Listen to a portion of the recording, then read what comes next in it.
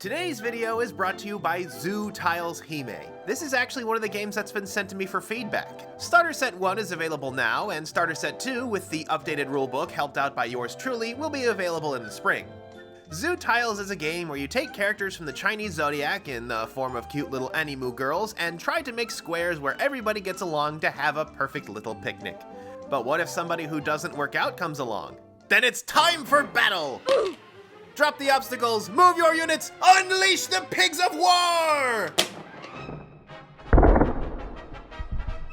This was just supposed to be a fun picnic! Why? Zoo Tiles Hime. Call your local game store or get it at GameCastleWithAK.com. Hey everybody, this is Kodak here, and we finally reached the end of this part of our journey. This has been quite a long and fun endeavor for me. I hope it's been fun for you as well, but it has really been quite the journey getting these 7 deadly sins done. I actually made this list up as a joke like a couple of years ago, and yet here it is, you know, being this big thing that people are looking at and talking about. And if I haven't been able to clarify it before, I do have to stress that this is not like an end-all be-all list, and like it's not like I'm saying if you do any of these things then your game is terrible. This was more to bring attention to decision making, and if the fact that my first episode, the one about set rotation, is kind of a paradox where I say if you do rotate that can be bad while simultaneously saying if you don't rotate that can be bad, if that doesn't make it clear that my stance is actually a lot more nuanced, I'm not sure what does, but it is more about to really consider the effects that certain design and maintenance decisions can have on a game. For example, is your game really properly prepared to do set rotation, or would it be better off not rotating? Is your game that uses life decking, does it have a rubber banding mechanic that can help players who are truly struggling, or is it really just burning up all your cards? So that's really the big emphasis on this. It's more to properly understand mechanics, see where previous games have done it before, and see how even some of the largest games are still dealing with massive bugbears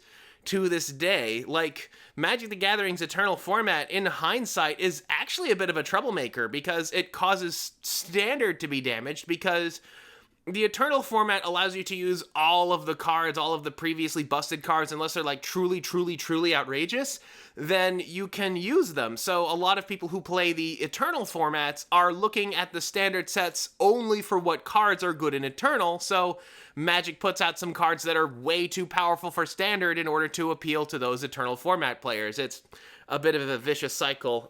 That said, 2020 has not been a great year for card games. I mean, due to the obvious reasons. I mean, we are talking people are unable to get together to play games. Local hobby shops have had to shutter their gaming tables, if not shutter completely. And the marketing team for Magic the Gathering has clearly gone completely insane. So it has not been a great year for that, although we can't say that it's all doom and gloom. Even with all the bad things that happened, we have still had success stories with things like Flesh and Blood, which came from the land down under and is doing incredibly well still.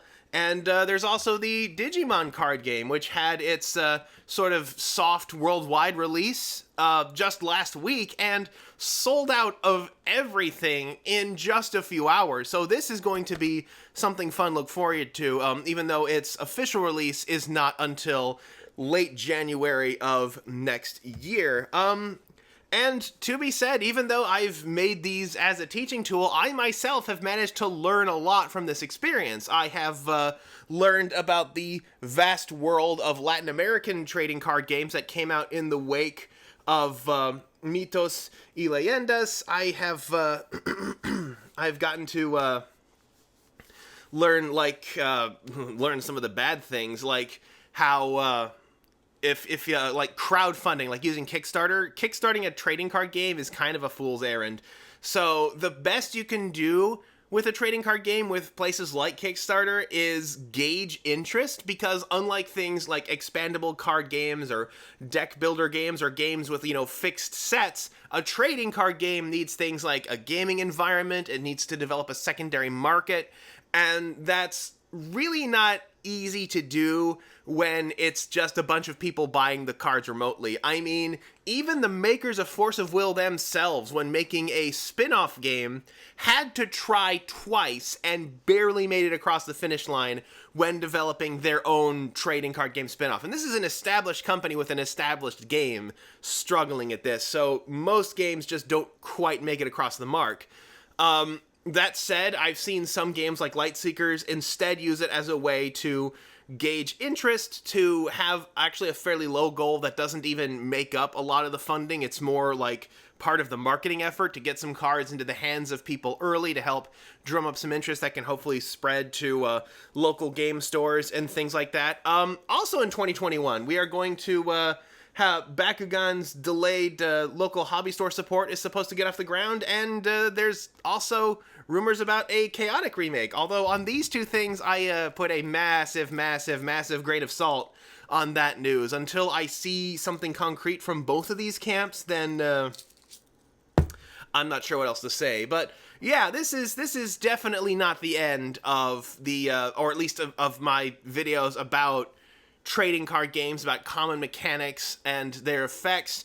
According to a lot of people, I'm the first kind of guy to really like dedicate space to just talking about common mechanics about trading card games in general, rather than like focusing on a specific one, focusing on Magic, focusing on Yu-Gi-Oh, focusing on Pokemon, focusing on whatever. And I do plan to continue that. Like, I've talked about the one about using any card as resource. There are a number of others that I am looking at, and I'm actually currently shopping around the name 7 Deadly Sins Errata Text for that series, so we'll still have the nice name that people recognize, but it'll be attached to more concepts, and I hope that'll be fun for everybody. So yeah, until next time, Merry Christmas, a Happy New Year's, and may she be a darn sight better than the last one.